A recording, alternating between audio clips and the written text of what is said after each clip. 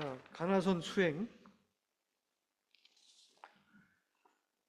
이 가나선 수행이 이제 저의 관점에서는 현대인들에게 매우 효과적인 수행법이긴 하지만 그게 각자 자기 기신과 코드가 맞는 게 자기 거지 뭐 가나선 수행이 최고다 하는 건 의미가 없다라는 거죠.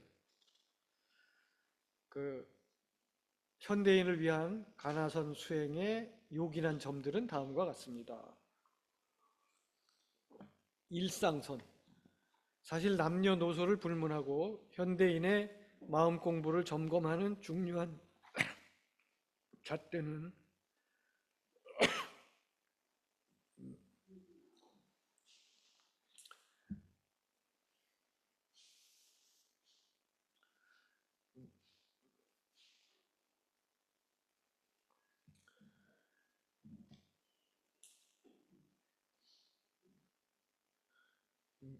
목이 좀 잠겼네요.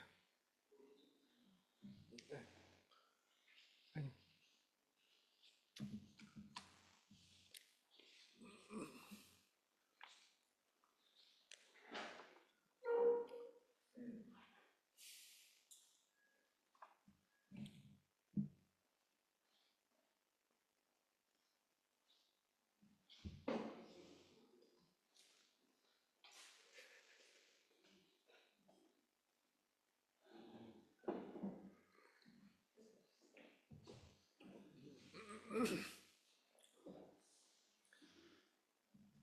오랜만에 이제 힘을 줘서 얘기를 했더니 잠겨버렸네요.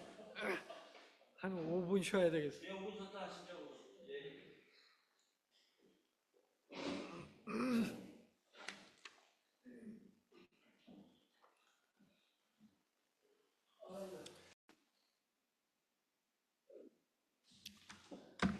죄송합니다. 얘기를 하다 보니까 목에 힘 들어가는 것도 모르고 했네요. 사실 선 모임에서는 제가 하는 게 한 10분, 길어야 20분이거든요. 근데 이제 여기는 세미나 발표를 해야 되니까. 네.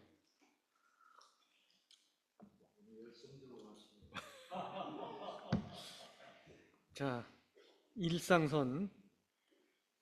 사실 남녀노소를 불문하고 현대인의 마음 공부를 점검하는 중요한 잣대는 제가 아까도 얘기 드렸는데 상속, 즉 일상의 삶 속에서 하고자 하는 일이 분별 없이 철저히 잘 이어지며 생수부리의 삶을 살아내고 있는지 여부입니다.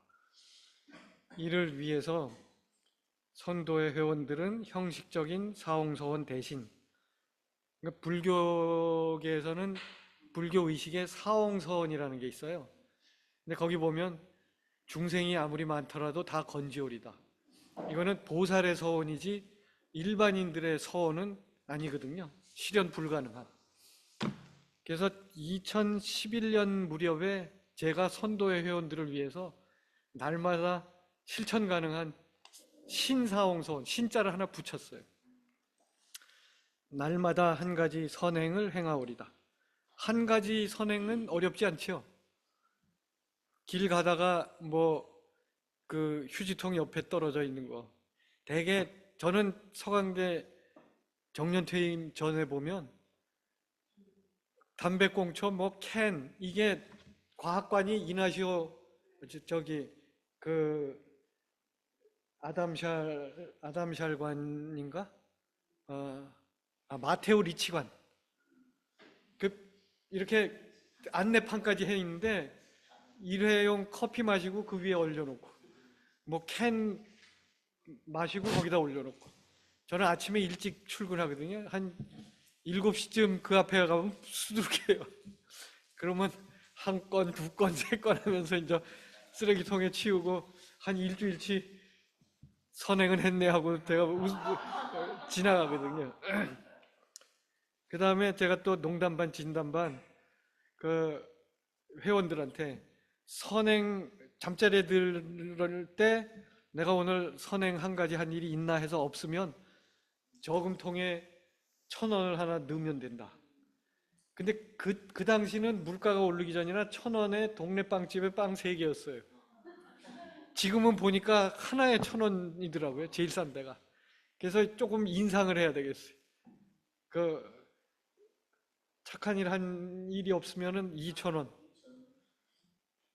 거기에 이제 제가 좀 더 농담을 하면 새해 1월 1일 날 편안하게 선행 구애 안 받으려면 저금통에다가 365일 곱하기 2천 원 그 통 속에 넣어놓으면 이제 1년은 후리. 예. 근데 이제 제가 농담 반 진담 반, 그 미국의 중산층이 1년에 도네이션 하는 비용이 140만 원이래요. 우리는 지금 OECD 그 잘 사는 나라에 들어갔는데 2천 원으로 인상해도 72만 원이. 그러니까 좀 더 그 노력을 해야 될 상황이라는 걸 제가 메시지를 주기 위해서 그런 걸 하거든요. 날마다 한 가지 집착을 버리오리다. 그러니까 머릿속에 집착들 많잖아요. 그러니까 아침에 깨서 다리 틀고 앉아가지고 집착 한 가지 버리기 운동. 그리고 이것도 이제 환절기가 되면, 봄, 여름 환절기 되면 옷을 바꾸잖아요. 우리 주말에 옷 정리하는데 2, 3년 안 입은 옷은 내년에도 안 입기 때문에 멀쩡하지만 그 헌옷 수거하면 넣으면 누군가 유용하게 쓸 거다. 그래서 많이 버릴수록 이 집착 하나 버리는 것도 많이 저축해 두는 거죠. 그 다음에 날마다 한 구절 법문을 익히오리다.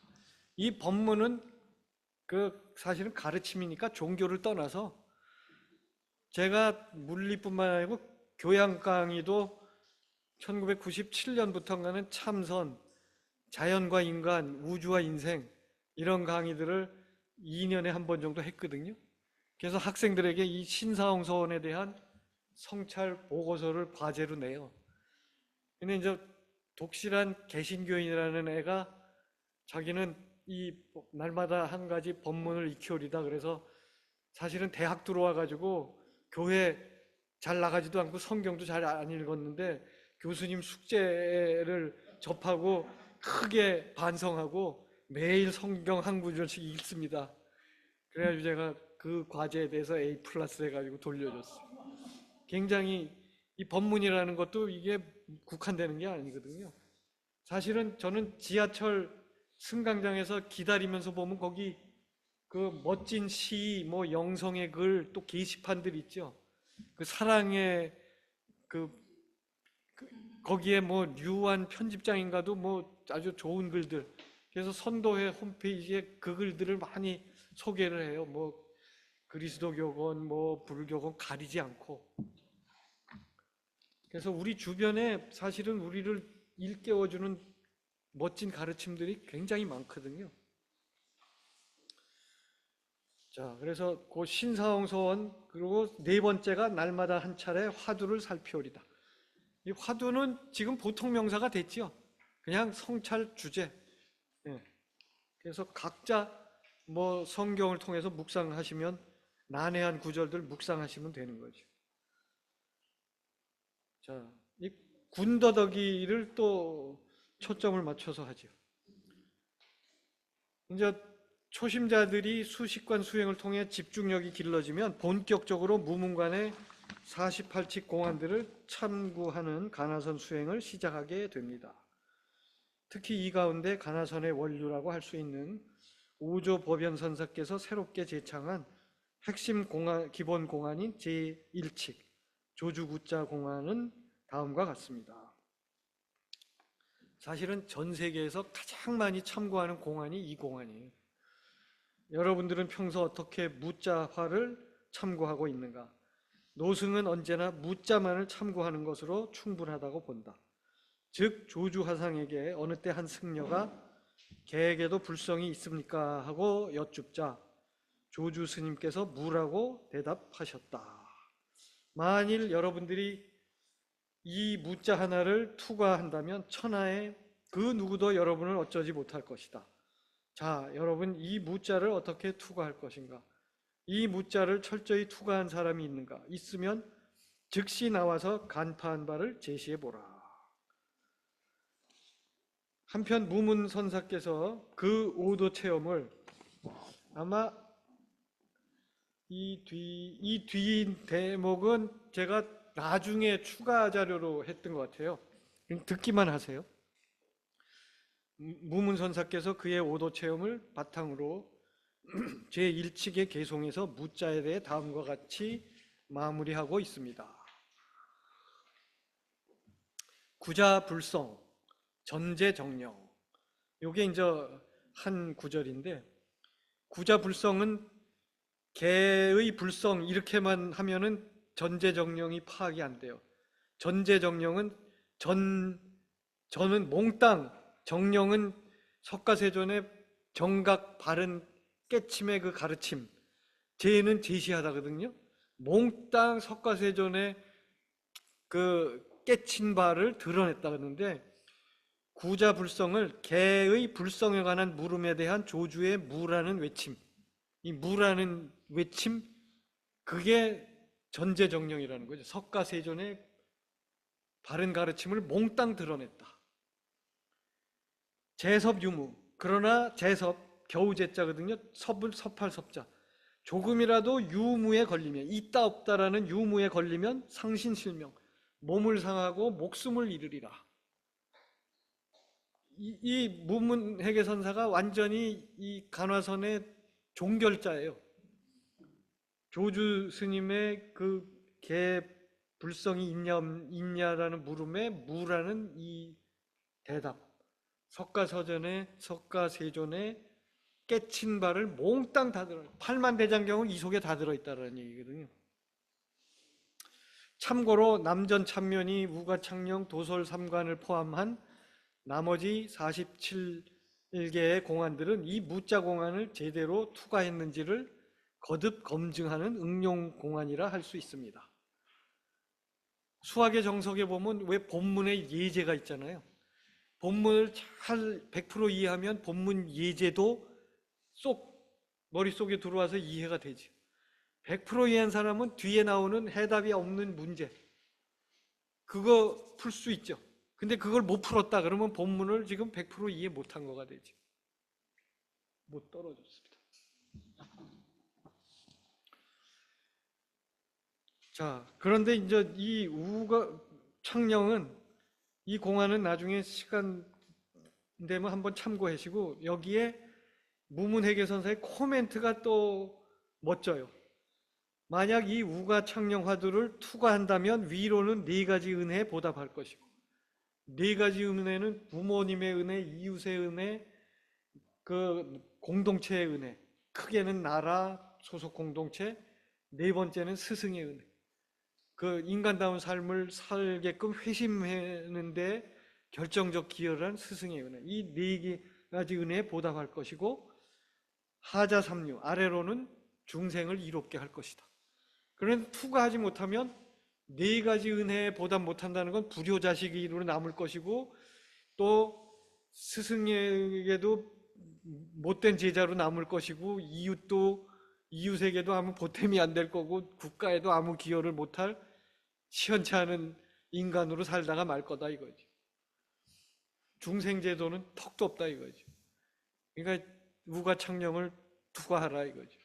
근데 무자 화두와 나머지 47개 화두들이 유기적으로 연결이 돼 있어서, 무자 화두를 제대로 깨뜨리고 나면 이것들이 다 이렇게 환히 들여다 보여야지, 안 보인다는 건 무자 화두가 아직 무르익지 않았다는 거죠. 한편 차흥도 목사님께서 농촌과 선교에 연재하고 있는 나는 누구인가란 성찰 주제도 화두의 일종입니다. 덧붙여 이 성찰 주제를 가장 잘 축약한, 저도 틈날 때마다 염송하고 있는 참나 찾기 노래를 소개해드리면 다음과 같습니다. 사람마다 나름대로 나란 멋에 살건만 이 몸은 언젠가는 한 줌재가 아니리. 문론이 주인공아 어느 것이 참나 이령고. 그러니까 이거는 주인공답게 살라는 메시지인데, 제가 대학교 4학년 때 송광사 수련회 일주일을 갔다가 구산 방장 스님 법문 중에 이게 나온 거예요. 그래서 이걸 딱 듣는 순간, 아, 내 평생의 화두구나 하고는 틈날 때마다 써먹어서 제 정년 퇴직 전까지는 물리 강의는 늘 필두로 모든 강의에서 한 학기에 한 번은 1시간은 다 제껴놓고 이 강의를 했어요. 언젠가 뇌리 속에 있다가 이 참나 찾는 데 동참하리라는 그런 생각을 가지고. 자, 그 다음에 이제 선도의 가나선 수행의 핵심 3요소. 첫 번째 귀의삼사, 세 분 스승께 귀의합니다인데, 이 구조는 첫 번째가 석가세존이고 두 번째는 무문회계선사고, 왜냐하면 선종의 정석을 선물했잖아요. 그 다음에 세 번째는 제 스승인 종달선사. 근데 이제 이 세 분의 일대기와 가르침을 우리가 잘 새기기만 하면 이제 수행 지도가 저절로 만들어져 가지고 내 현 위치가 지금 어디라는 걸 알 수 있다라는 거죠. 여기 계신 선생님들, 목사님들도 각자 뭐 예수님, 그 다음에 또 어느 분, 근데 마지막 한 분은 동시대를 호흡했던 그런 훌륭한 뭐 목사님이든 그런 분. 왜냐하면 지켜봤기 때문에 피부에 와닿잖아요. 석가세존하면 2500년 전의 분이니까 피부에 안 오죠. 무문회계선사도 이 무문과는 저에게 엄청난 도움을 줬지만 무문회계선사의 삶이라는 거는 잘 상상이 안 된단 말이에요. 이분도 16분의 선사들을 섭렵하면서 치열하게 가다가 맨 마지막에 원림사관 선사 문화에서 이 무자를 가지고 6년을 씨름하다가 이 터져 나온 분이거든요. 그걸 가지고 이 무문관을 지었는데, 이제 수행지도라 그러는데 아마 김호성 목사님의 그 논찬 글에도 들어 있는데 잊어버릴까봐 지금 생각나는 김에 7명 단위로 함께 하는 게 효율적이라는, 최소한 7명, 최대한 7명, 그 이상 많아지면 어수선해지고 이렇거든요. 그 7명 그룹이 이제 그 모임을 출범할 때 7사람이 다 지금까지의 인생 지도를 서로 써가지고 함께 공유하게 되면 더 시간을 절약하면서 그 모임이 활성화될 겁니다. 이 선도회에서는 입문한 분들은 인생 지도를 쓰게 해요. 과거 어떻게 살아왔고 미래 어떤 꿈을 가지고 있고 그 꿈을 실현하기 위해 나는 현재 지금 무슨 노력을 하고 있다라는 거를 쓰게 하거든요. 그러면 이제 그거를 선도의 선배들까지 다 선도의 홈페이지에 공유를 하거든요. 그걸 다 인식하고 있으니까 선배들이 또 새로 들어온 신입 후배들에게 자기 경험도 나눠주고, 개별적으로 모임이 끝나고도 따로 몇 분들이 뒤풀이도 하면서 더 선후배가 끈끈해지고 이러거든요. 아까 뒤풀이 얘기를 하셔가지고 지금 그게 다 떠올라가지고, 그래서 저는 이 인생 지도를 제 강의 듣는, 물리 듣는 애들한테도 학기 초에 2주 내에 인생 지도를 쓰게 해요. 그래야 제가 지금 내 강의를 듣는 애들의 상황이 어딘지를 파악해서 그 눈높이에 맞출 수 있거든요.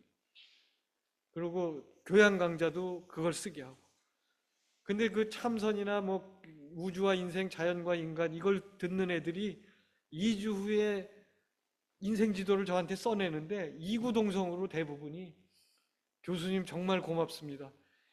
입시 지옥 속에 헤매느라고 고3 졸업할 때까지 저를 돌아볼 기회가 전혀 없었는데 저를 돌아보게 해주셔서 정말 고맙습니다 하고, 그 다음부터 얘네들이 달라지기 시작하더라고요. 진지해지고. 자, 그 다음에는 입실 점검이라는 건데요. 이게 이제 자기가 씨름하는 화두를 가지고 스승님 방으로 들어가서 1대1로 그 경계를 대는 거예요. 근데 처음에 입문해가지고는 뭐 아무것도 모르는데 뭐 정말 이게 뭔지도 모르는 화두, 상식적으로는 감이 전혀 안 잡히는 화두를 들고 한 주일 동안 씨름한 거 내놓으라고 다그치고, 가서 뭐 엉뚱한 거 대면은 그냥 종 흔들고 뭐 말도 안 하세요. 상대할 가치도 없는 경계라 그래서 종 흔들고 쫓겨나는 거지. 그리고 근데 이게 제가 지나면서 보니까 이게 그 스승의 방으로 들어갈 때가 초긴장 상태가 되는 거예요. 호랑이 굴 속에 들어가요. 초긴장 상태는 정말 절정의 각성 상태 속에서 문답이 이루어지기 시작하면서 이제 이 공부가 깊어지기 시작하거든요. 근데 이제 저는 그 선도에 들어갔는데 저보다 다 15년 이상인 선배들이고 저는 뚝 떨어져가지고 거의 손자뻘되는 제가 들어가가지고 저는 야단을 잘 안 쳤는데 선배들은 들어갔다가 나오면 방에서 막 야단 맞는 소리 들리고 쫓겨나올 때 보면 막 얼굴이 시뻘개져가지고 쫓겨나오고 그러는 걸 나중에 보니까 아, 공부를 하려면 저렇게 야단 맞으면서 해야 되는구나 했는데 요새 젊은이들은 저렇게 야단 치면 다 도망가고 안 나타날 거예요 아마. 그래서 굉장히 중요한 입실 점검이었고 좌일 주침 이거 역시 이 이른 아침 잠깐 앉은 힘으로 온 하루를 부리네. 이게 원어극근 선사에 어록에 나오는 거를 제가 우리 스승님이 입적하고 10주기가 됐을 때 10주기 기념집을 낼 때 제목으로 썼어요. 그게 일반인들이 이른 아침 눈 뜨고 앉아가지고 향 한 대 타는 시간 동안 그건 뭐 현대인들은 시간 조절을 하면 되지만 다리를 틀고 앉아가지고 자기 수행하는 거에 집중하고 끝날 무렵에 한 3분 정도 오늘 내가 해야 될 시급한 일이 뭔지 정리를 하고 하루 일과에 뛰어들면 정리가 됐기 때문에 허둥지둥 되지 않고 몰입할 수 있거든요. 이게 하루 이틀 쌓이다 보면 정말 상속이 저절로 이루어지는 때가 오기 시작하거든요. 잡념 없이. 그렇게 되면 자기 능력을 100% 발휘할 수 있게 되고. 자, 그 다음엔 15도는 뭐 너무나 유명해가지고 다 아시니까 제가 핵심만 얘기 드리면 뭐 산에 이렇게 등산하다 보면 산사가 나타나면 법당에 이렇게 한번 둘러보면 거기 소그림 10개의 그림이 있죠. 그게 참나를 찾아가는 단계를 그려놓은 거거든요. 맨 마지막이 이제 중생제도 입전수수라는 그림인데 이게 이제 오인하게 되는 게 하나 있는 게 뭐냐면 이 남송 북송시대 과감 사원 선사가 가만 보니까 평생을 다리 틀고 선원에서 있다가 세상 떠나는 그 선승들이 너무 많은 거예요. 그래가지고 시부도를 그려가지고 오늘날로 하면 만화 그런 거죠. 딱 보면 그림 10개 가지고 아, 이 수행이 맨 마지막은 그 세상 속으로 들어가는 거구나 하는 거를 명백히 보여준 거거든요. 그런데 단계로 설정을 해놓는 바람에 이해를 돕기에 단계적으로 해놨는데 저 9단계까지 가고 거기에서 이제 완전히 그 9단계의 절정에 도달해야 10단계로 넘어간다라는 오인을 하게 했는데 어느 단계에서든지 이웃과 함께 할 수 있다라는 거죠. 저는 그거를 지적을 한 거예요.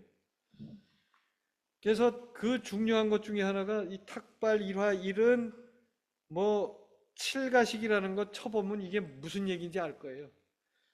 사실은 선종의 초조 첫 번째 할아버지가 석가세존의 맞제자 마하가섭인데 마하가섭 유마거사가 그 당대에 석가세존 당시에 거사로서 10대 제자를 능가하는 수준의 제가 수행자가 이제 유마거사인데 병이 든 거를 석가세존이 아시고 병문안을 보내려고 하는데 그 이제 제자들 10대 제자를 다 지적을 했는데 마하가섭한테 얘기를 하니까 다 사양을 하는 거예요. 수준이 안 돼서 유마거사께 병문안 갈 자격이 안 된다 그랬는데 맞제자인 그 마하가섭이 저도 자격이 안 됩니다. 제가 칠가식이라는 게 탁발을 하루에 한 번 하는데 7집을 두들겨 가면서 그 밥을 얻어가지고 그걸로 하루 식사를 해결하는데 저는 가난한 집만 7집을 두들겨 다니면서 검소한 생활을 좋아하기 때문에 부자 음식은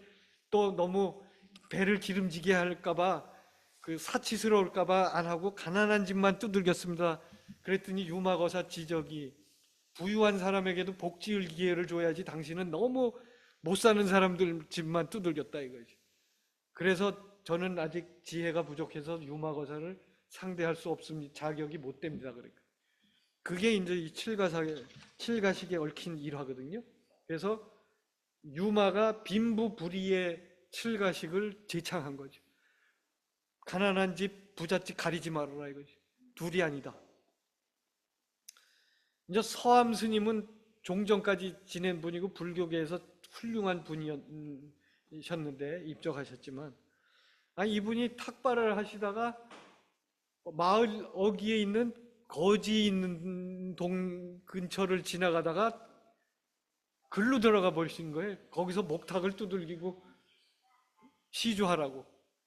그랬더니 거지가 당황해가지고 우리는 지금 우리도 간신히 빌어다 먹는데 주먹밥 한 댕이 간신히 남아있는 거 있는데 그거라도 드릴까요? 그랬더니 만면에 미소를 짓고 이 서암 스님이 그거 주십시오 그랬단 말이에요. 너무 공손히 그거를 받고 발길을 돌려 돌아가려는데 이 준 거지의 얼굴이 환한 미소로 바뀌는데 서암 스님이 생애 그동안 지금까지 그렇게 환한 미소를 처음 봤다는 거죠. 그러니까 거지도 도울 수 있다라는 기쁨을 심어준 거거든요.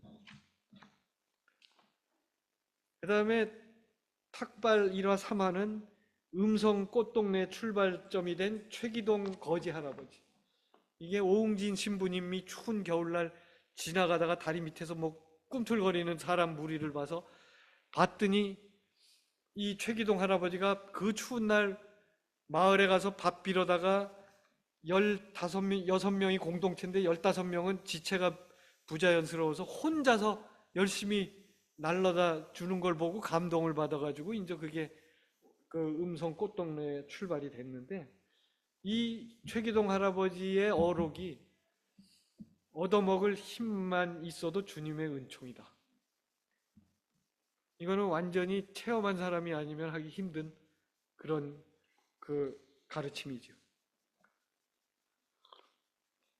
근데 참 이 인연이라는 게 참 묘한 게, 제가 이사를 간 집이 음성꽃동네 회보지를 받아보던 집인데 주소 이전을 안 해가지고 이사 간 그 달에 표지에 이게 실려 있는 거예요.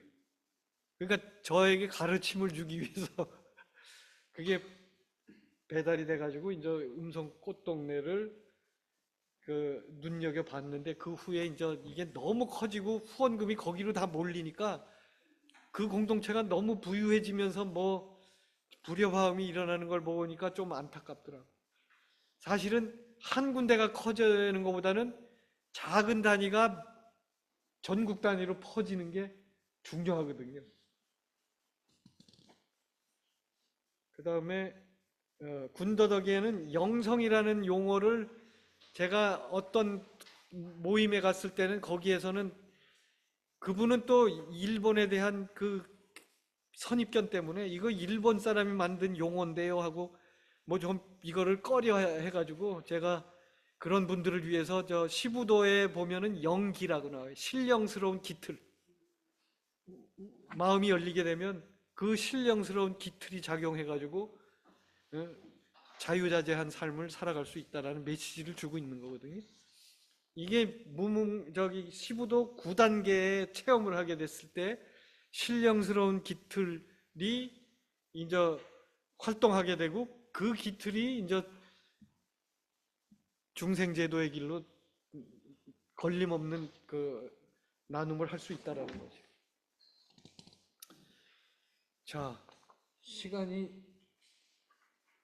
벌써 1시간 반이 지나가서 제가 아까 이웃 종교 공동체에도 일종의 선종 분원이라는 얘기는 했고, 형상의 지름길, 확증 편향에 대한 것도 이거 물리 얘기를 제가 했기 때문에 그거 보시면 이제 확증 편향을 인문사에 전공한 분들도 그럴 수도 있겠다라는 생각을 가질 수 있을 것 같아요.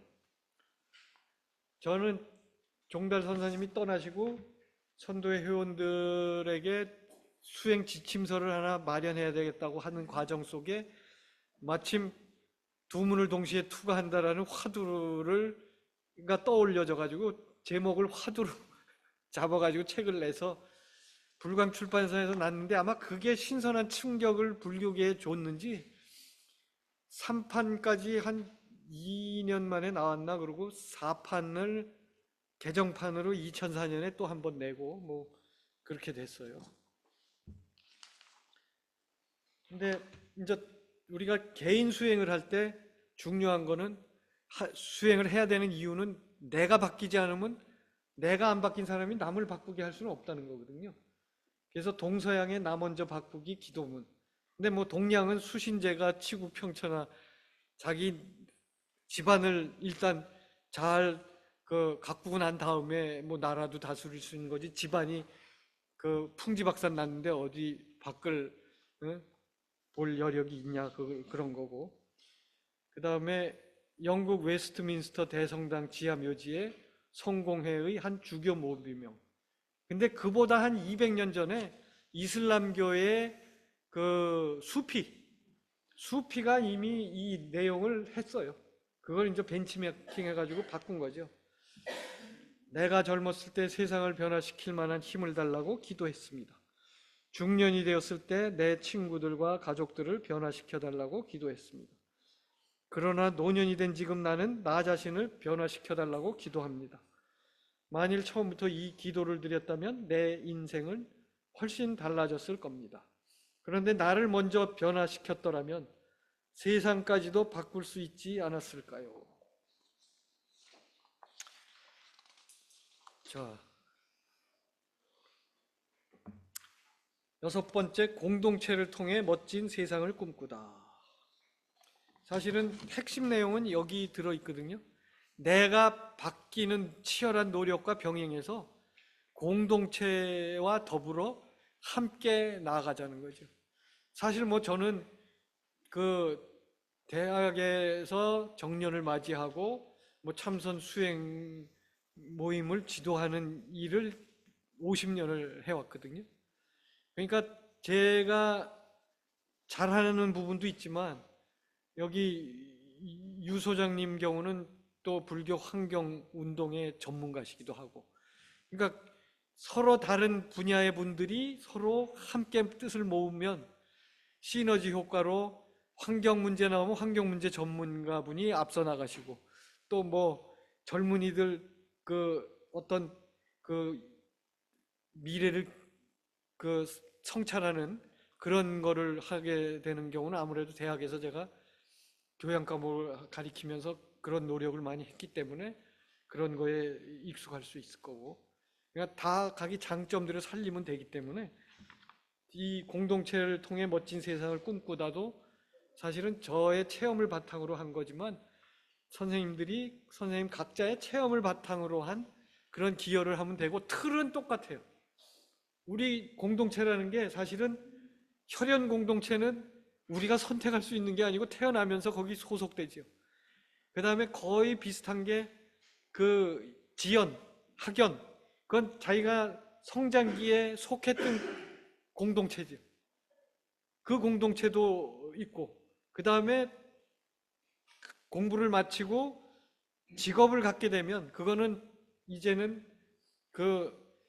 직연이지만 그것도 자기 직장이 있는 동네 사람들하고 또 유대관계를 맡게 되니까 학연, 직연 뭐 이런 게 한 카테고리에 들어갈 수 있고, 그 다음 공동체,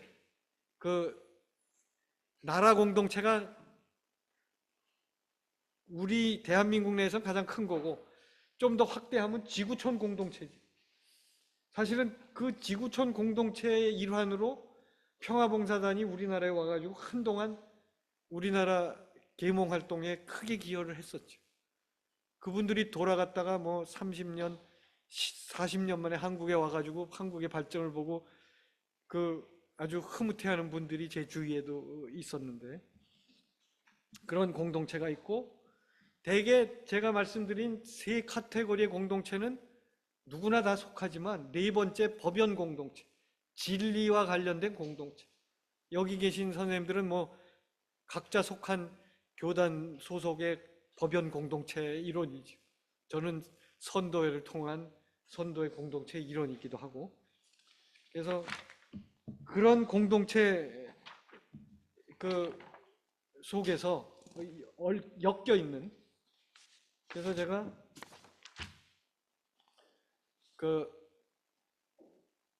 나가는 글에서 결론적으로 종교를 넘어 각자 자신과 코드가 맞는 수행법을 따라 통찰과 나눔이 둘이 아닌 통보불이의 가르침을 온몸으로 체득하고 이를 일상 속에서 실천하며 영성적 향상의 길을 걷는 모든 공동체, 법연 공동체 공동체들의 구성원들 역시 성격이 다른 공동체들의 구성원이기 때문에 만일 각자 속한 다른 공동체에서도 역시 통보불이의 삶을 솔선수범할 수만 있다면 얼마든지 그 자체로 법연 공동체화할 수 있다고 사료됩니다.